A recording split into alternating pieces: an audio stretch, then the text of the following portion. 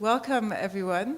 It's really exciting to have you all. You're quite invisible. We're in a big room, but I know there's 100 of you out there, so hello. My name is Dean Andraos. I'm the Dean of the Columbia GSAPP. And today with me is Tonya Chi, who's an MArch and HP dual student. Matt Davis, who's also an MArch, and Abraham Murrell, also an MArch. And we are really kind of happy to be sharing some thoughts about the school. And just to let you know who you are, there are many MArch, which is the Master of Architecture, many AADs, the Advanced Architecture and Design applicants to the Architecture and Urban Design, the Master in Real Estate Development, the Master in Critical Curatorial and Conceptual Practices, Historic Preservation also has a number of you online. And did I miss anything? I think that's it. So that's the school. It's really kind of 5 different programs that come together and that think about the built environment at different scales. So what I'd like to do today is, what we've done is compile many of your questions, and thank you for posing interesting questions to us. And obviously there's many more questions that we can answer in the time that we have, but any precise question that we can't cover today, please email us, email the Dean of Admissions, and either I or the program directors or students as appropriate, will answer you. We'll keep the conversation pretty broad, focused on pedagogy and especially sort of approach that cuts across all of our programs as one school. And hopefully we'll keep it as a conversation, and I'll imagine your reaction on the other side of the screen. One of the kind of big, broad question that came up is, what is unique about GSAPP relative to other schools in the US in particular? And I think to answer that question, it's useful to think about 2 things. The first is, we're in New York, a kind of incredibly dense and diverse urban center, global urban center. And so that sense of urbanity has always transpired into the school, and that we're deeply engaged with the world. We look at it from a global and diverse perspectives. And I like to call Avery and GSAPP a kind of urban condenser of ideas. There's a real commitment to thinking about ideas, thinking about the future of architecture and the built environment. And in that sense, I think what's interesting is also to think about the history of the school. I mean, many of the programs, and in particular the architecture program, was one of the first of its kind in the United States. So we have a very long history. Avery Library is one of the most important libraries in the world of architecture. But I think what's interesting about that history is that it's founded on this notion of continuity and change. We're very conscious of the continuity of pedagogy here across the school, but the history of the school is one that has always pushed the disciplines, always questioned. You don't come here and people tell you, this is what architecture is, or this is what preservation is, or this is how we do urban planning. We're really inviting students to think about, inventing and thinking and imagining for themselves what architecture can be for the future, because the context around us is changing so much. Cities, questions around environmental concerns, and so there's a real kind of entrepreneurial creativity, I think, amongst our students in terms of finding a position for themselves, and it's quite supported in the way that they almost can design their way through the school. And I wanted maybe to hear from the students, what do you agree with? And what is your experience? I definitely agree. I think another particularly unique quality about the school, at least that I found in choosing schools, was I guess the optimism here, which I think follows along with the idea of of change is constant that the school emulates. So I think that you see a lot of optimism both from the students and the faculty, and it creates a really great work environment and a positive atmosphere, which I particularly love about GSAPP. So. Yeah, I think there's definitely also an accessibility of the faculty, kind of being based in, a lot of the faculty being based in New York.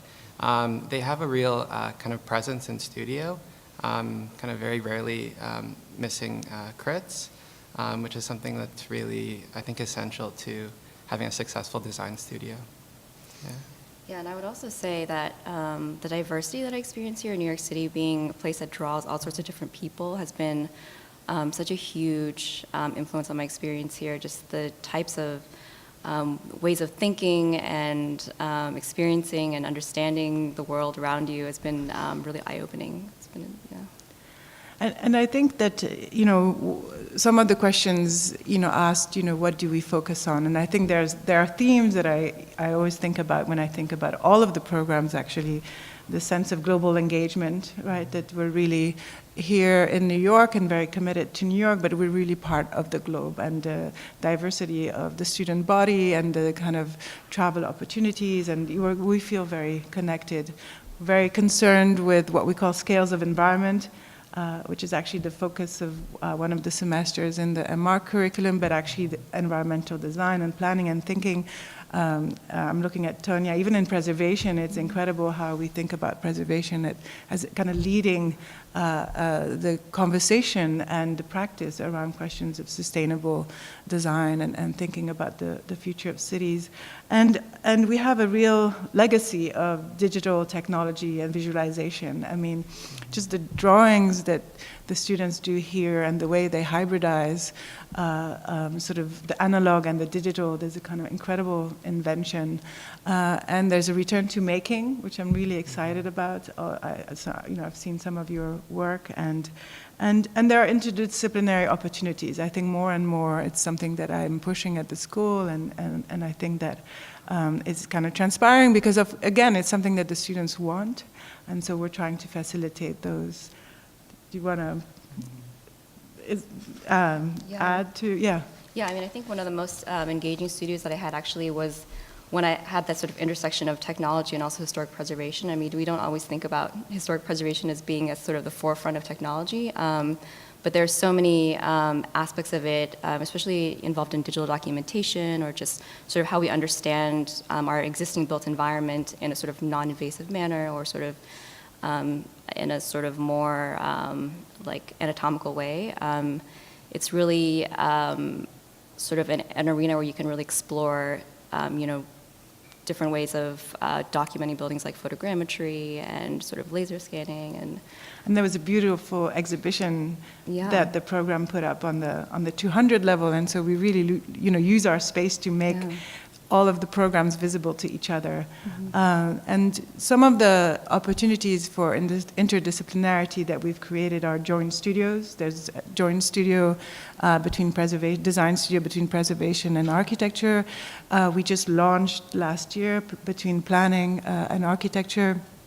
There are, we've carved Friday mornings for all school sort of lectures and seminars and workshops. There's one that really brings together real estate development and the urban scale. There's a very kind of cross-disciplinary lecture on the question of climate change. And even summer workshops is a space that we've carved because it's sort of a little bit outside of the curriculum. It enables students from all the programs to spend 3 weeks together doing research with the faculty. And I know two of you have, or all of you have gone into, and did you want to, because it's very special at the school, I think. I was in both a joint studio with planning students during here in New York, and then also did one of the summer workshops in Europe, and we did, and we went to Rotterdam, Berlin, and a few different cities in Spain. And both of these were interdisciplinary studios, and it was great to sort of like work with planning students and historic preservation students and some of the urban design students. And just kind of, I mean, really it was like a great environment in which we kind of fed off each other's ideas and different ways of thinking. And then also, obviously, like the kind of global perspective, looking at different urban centers. So I mean, I personally had a great experience with summer workshops. Yeah, I took part in a 2-week workshop in Beirut, Lebanon, kind of led by Ziad of Left Architects, and it was an incredible experience where we spent, I would say, the first week doing research, kind of studying modernism in Beirut, and then that later led to the production of like 3 axonometric drawings that were later basically presented at a gallery there. Yeah, no, and we also showed it here. And I think that, you know, while we try to kind of we're trying more and more to bring the opportunities for the programs to come together, of course, being on this incredible campus, there are also opportunities that, you know, with other schools. It's difficult at times because the curriculums are so intense, but there's a joint studio with engineering students and architecture students this year. And there's another one with the neuroscience program. With the neuroscience program, because on the new campus in Manhattanville, there's a new Brain Behavior Institute, and so we're really kind of collaborating across campus with other institutes. There's a fantastic exhibition that's organized and curated by the Buell Center, which is part of the school, together with the Wallach Gallery and MoMA up in the new campus, and you might be able to see things online. And we are a kind of New York institution amongst other New York cultural institutions. So we collaborate often with MoMA, with the Center for Architecture. Students, have you ever gone on Architecture League tours of offices? And so there's a lot of opportunities here. You know, alumni events at PS1 MoMA every summer, and we're really part of that culture. And it gives opportunity for students to always interact with practicing architects and planners and working with the city. And I wanted, and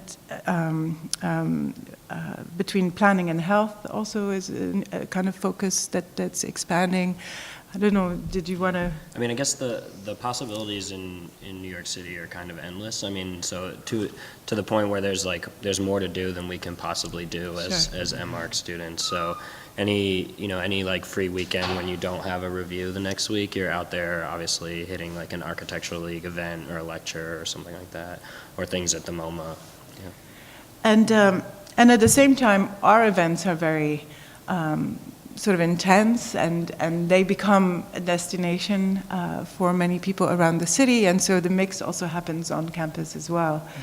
There were questions about the MArch program in particular, or the architecture programs in the sense of focus, and I mentioned some of the themes that cut through: global engagement, scales of environment, digital technology, and visualization, amongst other, making. But I think that what's interesting is that although there are kind of, and these questions cut across the other programs as well, I would say that that in the sense of trying to encourage students to carve their own, position and direction, there is also a great diversity of, kind of positions that we're trying to expose our students to a great diversity of positions, and there's a kind of conversation and everyone, the kind of breadth of studios that are offered and classes, and I wanted maybe to hear if you share that feeling of being able to almost curate your way through the school. Yeah, I definitely think the selection that you have in terms of taking different studio sections really allows you to often get your first choice or a second choice, I would say, because people are interested in very specific things and can kind of, definitely like basically select their own route. Yeah, I guess while the first 3 semesters of the MArch sequence are somewhat more guided and focused in terms of all of the studios are working on sort of the same or similar projects. Each professor has kind of their own take on how that project should be focused.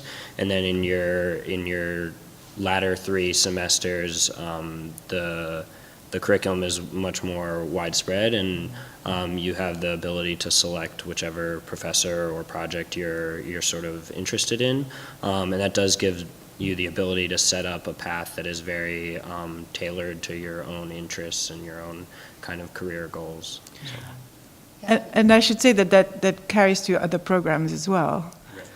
Yeah, and I also would just think that having so many people with different interests, another sort of benefit of that is this sort of, I think, productive tension that happens when you sort of encounter people who think differently than you. I know that's something that I really thought about when I was choosing schools, whether I wanted to go somewhere where I thought everyone would think the same way that I did, or whether I wanted to go somewhere where I thought I would be exposed to different ways of thinking. And even have to sort of confront my own ways of thinking sort of in conversation with that. So that's been, and I think that GSAPP is also very sort of self-aware of its identity of being this kind of place with sort of diverse experiences and very experimental. And I think that the professors and the students all kind of reflect that mentality.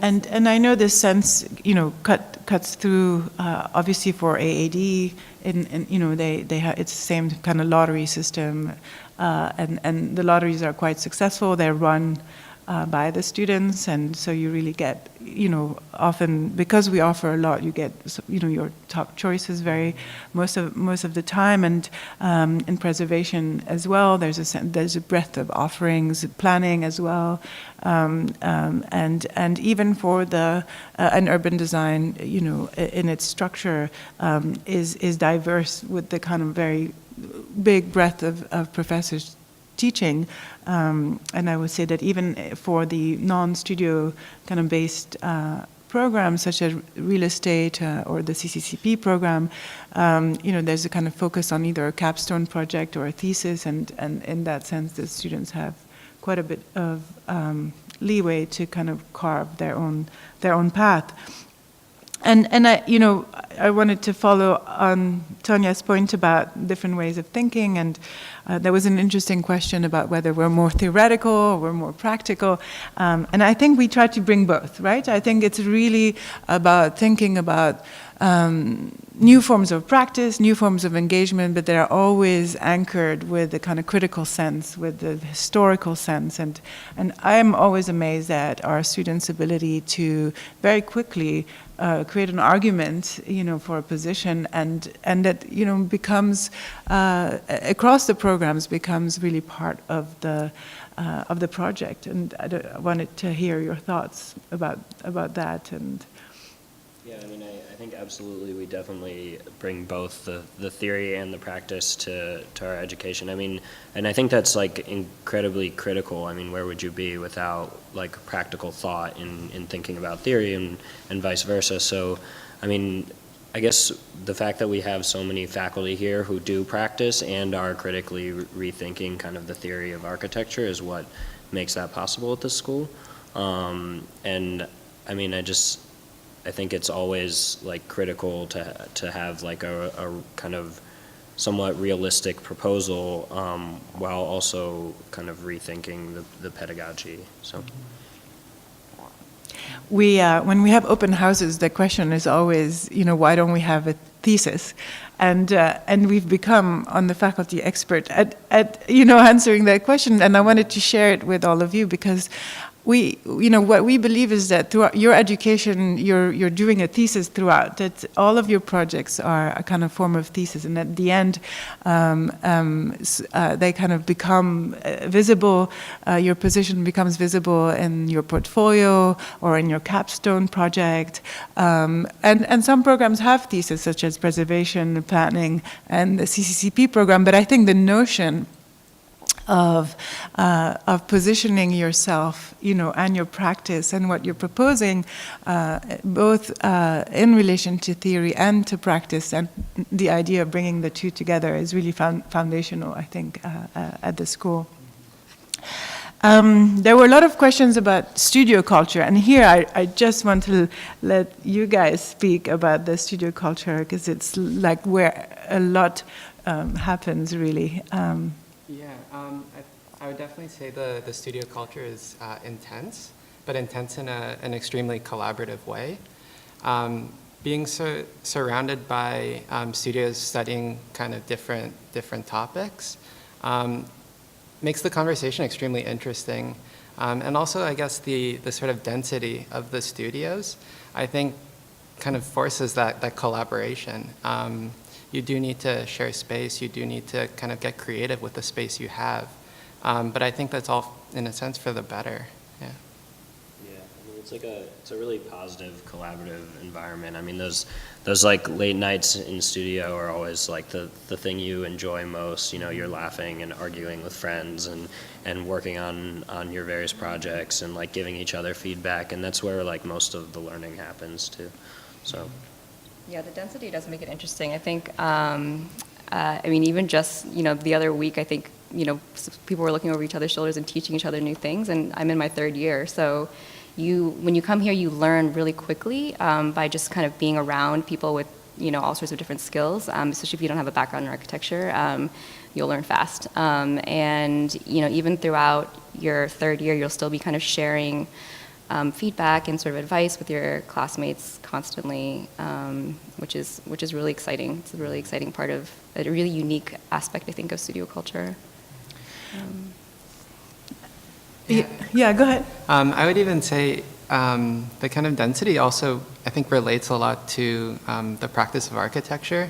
Yeah. When you're in an office, you do have a kind of similar density, and you do need to kind of share the space, and it's nice to have the level of like transparency.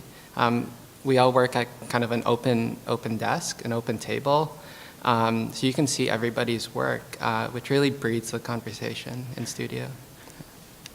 I'm always happy to hear you guys say that, because it was really an intention to try to, it used to be that students would like hide in their little cubicle, and we had all these sessions with students actually trying to think about the future of the studio space and how you can create, but collaboratively, in fact. And I think your point about the interesting design offices, or any office, or if you're working in city planning, or you're working with people.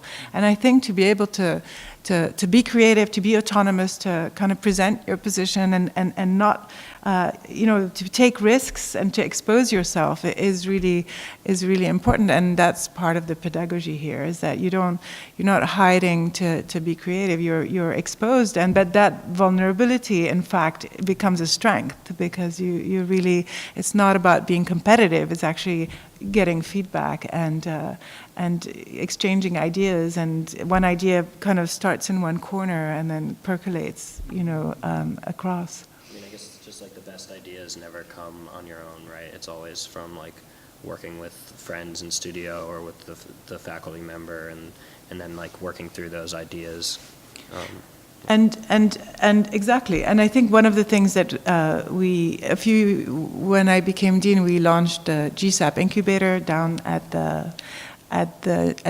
the new museum on the Bowery, and one of the idea was to carry that studio culture for all the programs to extend it a little bit, to create a longer transition for our students. And so any alumni or recent graduate can apply if they graduated within 10 years. And it's the idea of trying to test new forms of practice across the different disciplines. And it's very collaborative. It's kind of in an art environment, and we've got planning students, graduates, and real estate development graduates, and architect. I love the kind of transposition, and it's also interesting because, of course, many of the other disciplines are looking at the design and the disciplines of the built environment in terms of creating kind of collectively. And so there was one interesting series of questions about, what makes a student successful at the school. And, these are some of our most successful students. So I wanted to hear from you. What do you think it takes to flourish here? I have some ideas, but I want to hear from you. So. I don't know. that's a tough question. I think, like, following on the conversation we've been having, like, being open to ideas is probably one thing that makes a student successful, as well as optimism, and of course, dedication and hard work. I mean, the most successful students are probably the ones who are consistently in studio learning from other students, right? So. I think, yeah, I guess another thing that really helps make a successful student is basically taking advantage of all the opportunities that you have at the school. The summer workshops are one. I think you gain a lot from these, you could say, almost extracurriculars. But that all that knowledge that you gain during these things, you can basically bring them back to your studio and to your work. Yeah. Yeah, I guess I would say really, using your time here to do what you really love, because that will ultimately drive you to do your best work. And so I think for me, I really have felt that I've been allowed to pursue my own interests within this sort of supportive context. And, that's just, made me more driven and more committed to the work that I do here. Yeah, I think that, one of the things we like to think about is creating a space that has a kind of intellectual generosity, right, and sense of openness, that we are really kind of encouraging the students to ask the questions and to hybridize and to bring things together and to take risks and not to be afraid and to just, explore in your time here. And one of the things that we're finding is that, there's an increased number of students that are doing dual degrees between the programs and taking advantage of the kind of cross-disciplinarity.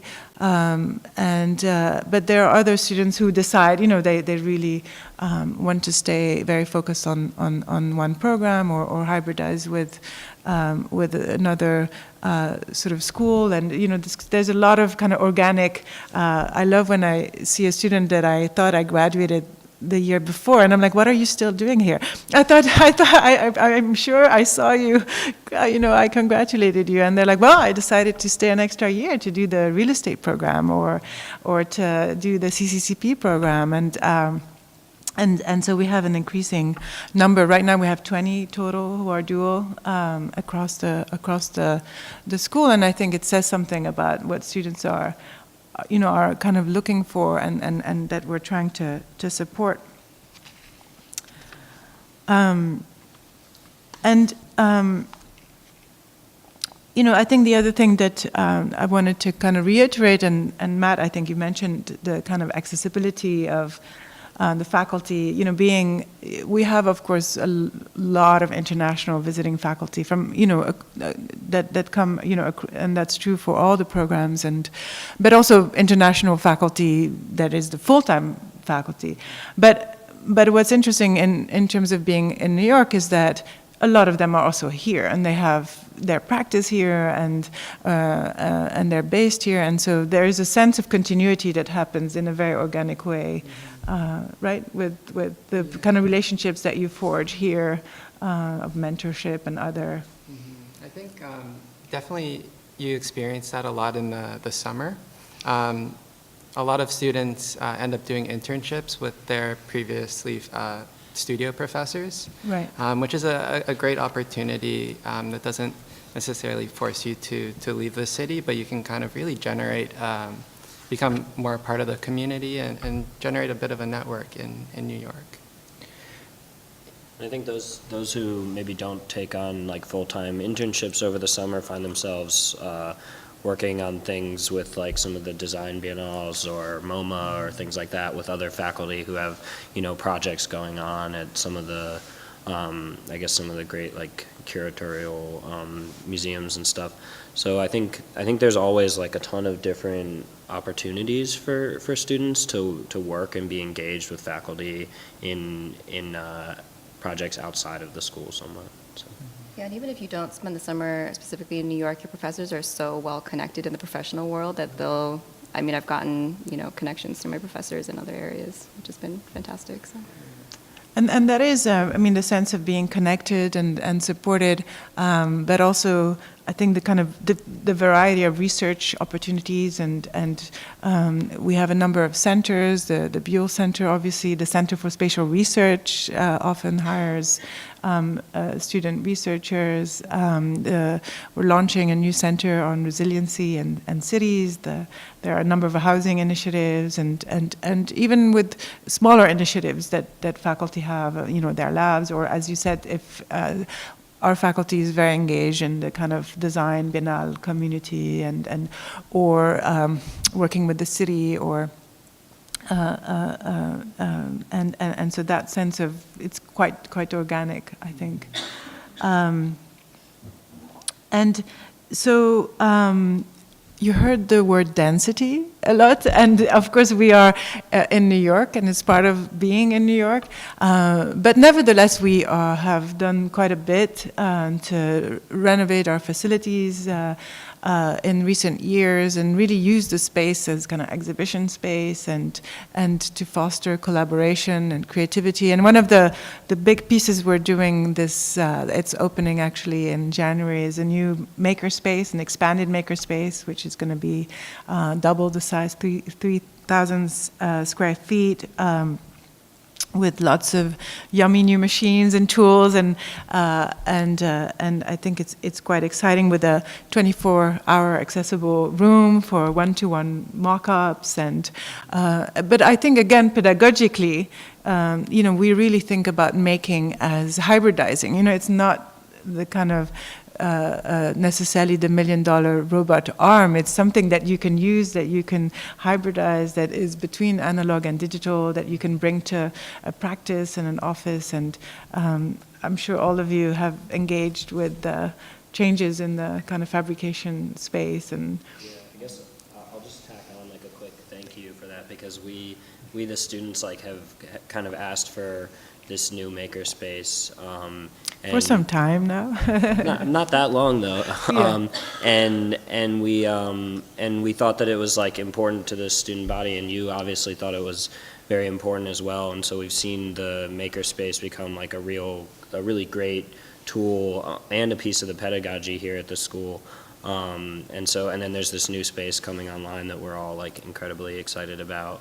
And so I think that we as like a student group have definitely seen this like increase in making at the school, and how that actually like really helps our studio work as well. So yeah, and I also consider, this is my 4th year here, so in 5th if you count the year that I visited, so I've definitely seen those changes happen over the years, and it's been really exciting to see. And I think that really just speaks to how responsive the school really is to sort of these requests that we've been making over the years. And I also, as someone who comes from a background of woodworking and working in sort of carpentry and other sort of building trades, I'm very impressed by sort of the amount of making that happens given how little space that we have. And I think it really speaks to how sort of, I don't know, like sort of scrappy and willful the students are. We can really, you know, build something out of almost nothing and no space, and it's amazing to see, especially the end of year show. Yeah, the end of year show is quite incredible. yeah, and like during the semester, you always see these like kind of crazy like projects going up in the middle of the hallway or in the middle of the studio, and I mean it's always like so exciting to like, I don't know, like I'm just thinking about there's this large inflatable architecture in the middle of the 4th floor. Yeah, I know. I went in it. There's probably a photo on Instagram somewhere. Yeah. So, there was a plant in it too. Yeah. Yeah, I built a 1-to-1 scale model of a sort of 1 floor tall module this semester, so. You always find a way to make it fit somewhere. And Yeah. I think what's also really important is like the making is not limited to, as you said, kind of like a robot arm or something like that. There's a lot of exploration through 3D printing, but also through more analog techniques such as casting. I think casting is sort of a very recent introduction, or that's really kind of spanning many studios at least. And there's many more classes also, and they're kind of also between analog and digital, and there are workshops. Again, it's not limited to architecture. There's more and more workshops. I mean, in the same way that we have a visualization class for the entire school, and the kinds of mappings and data analytics that are being done in planning have infiltrated the other programs. I think vice versa. Josh Jordan in the makerspace is really creating more and more workshops for the other for programs across the school, because it's become such a fundamental I think part of one's education to think with your head and with your hands and bring all these things together.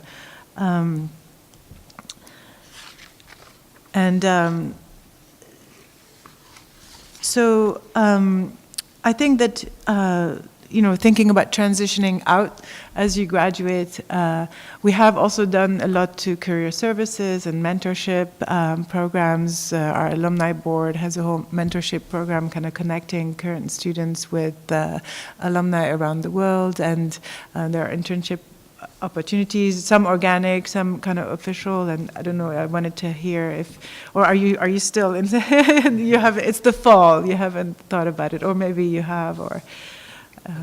Yeah, I've taken part in a couple internships.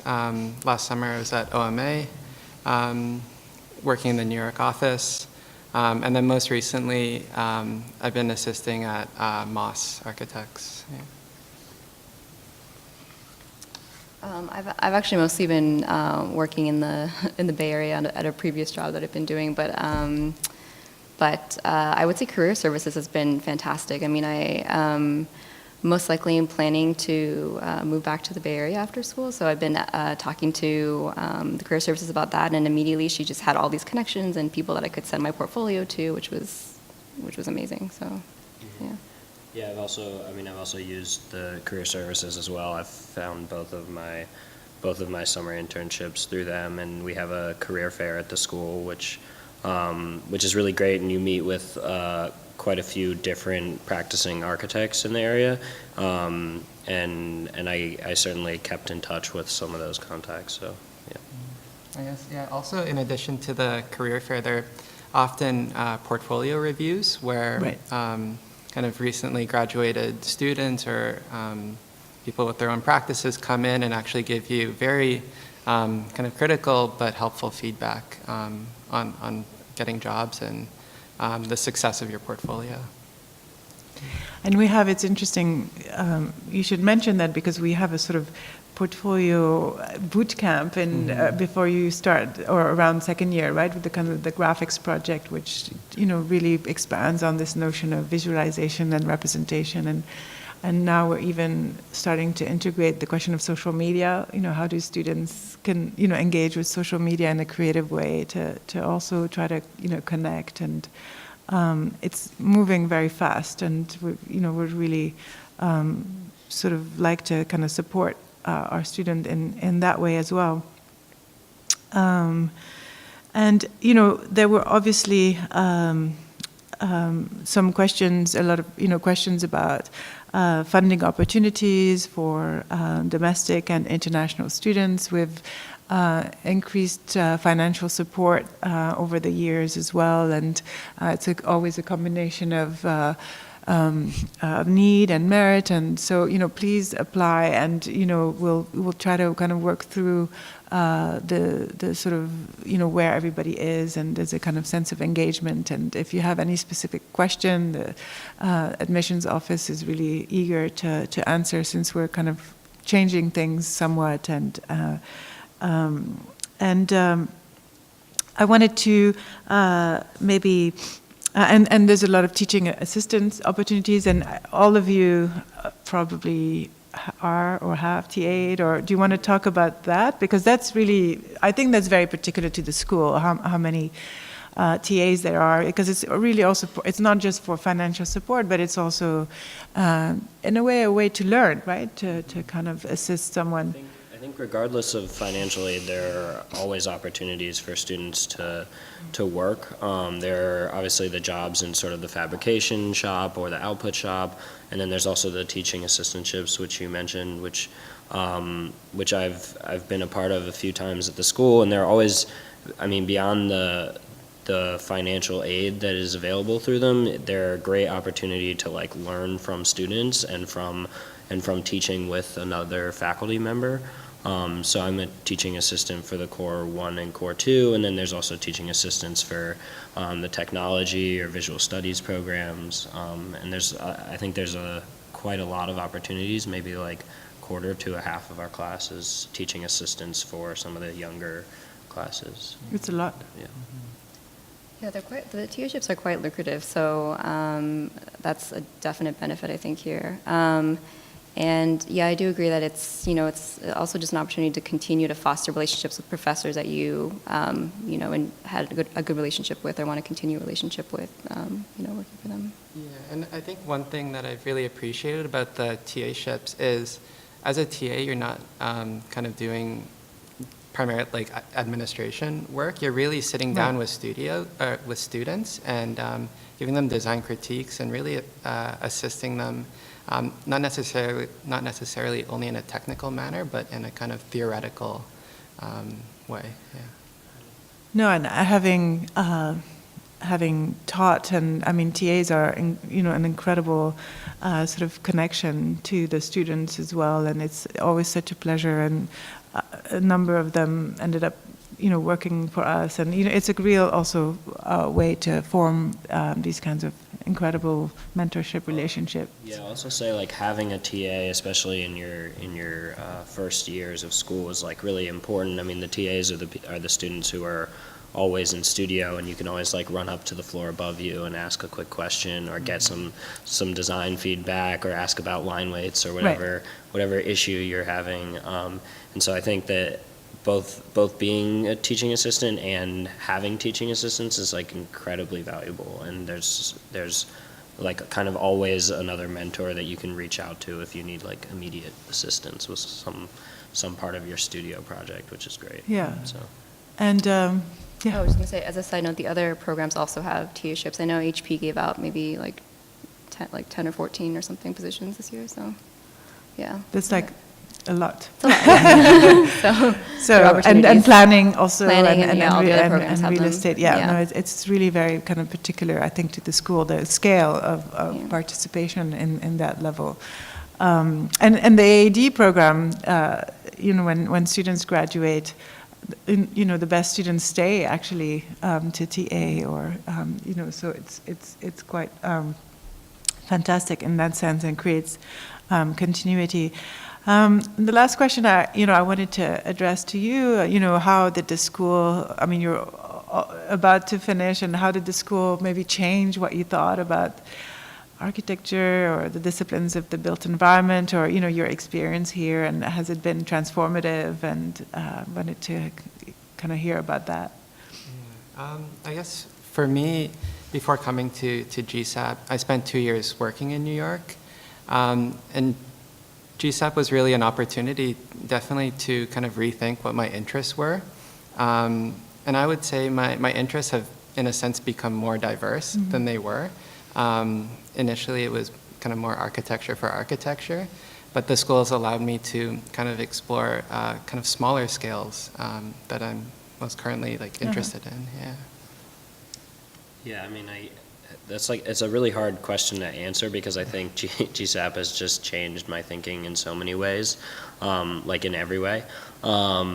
So, I mean, I have loved being here, and I want to kind of stay a part of the school through all their lectures and alumni events and all of that, and continue to kind of rethink the practice and education through GSAPP, and I think that's always available to students, and so I'm excited for that.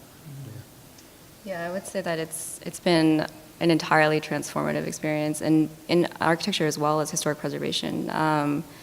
And I think you kind of forget it in your day-to-day because you're so focused on what you're doing in your next deadline, and then every once in a while I kind of step back and think wow, I've learned so much in the past 3.5 years.